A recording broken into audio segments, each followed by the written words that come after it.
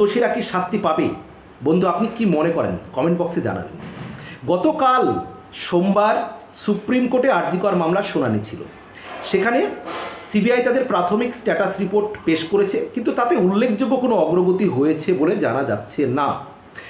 এর পরবর্তী শুনানি হবে আগামী 17ই সেপ্টেম্বর মঙ্গলবার। সুপ্রিম কোর্ট নির্দেশ দিয়েছে সিবিআইকে যে পরবর্তী শুনানির দিন দ্বিতীয় স্ট্যাটাস রিপোর্ট জমা দিতে। সুপ্রিম কোর্ট আরও একটি নির্দেশ দিয়েছে যে জুনিয়র ডাক্তারদের আজ 10ই সেপ্টেম্বর বিকেল 5টার মধ্যে কাজে যোগ দিতে। এখন প্রশ্ন হলো যে বারবার যে অভিযোগটি উঠছে যে মৃতদেহ তড়িঘড়ি দাহ করে ফেলার ফলে, যে বাথরুমটি ব্যবহার হয়েছে সেই বাথরুমটি ভেঙে ফেলার ফলে তথ্য প্রমাণ লোপাট হয়ে গিয়েছে, যার ফলে সিবিআইয়ের তদন্ত করে প্রকৃত অপরাধীদের সামনে আনা, প্রকৃত সত্য সামনে আনা খুব কঠিন। আপনি কি মনে করেন বন্ধুরা? সত্যিই কি সিবিআইয়ের পক্ষে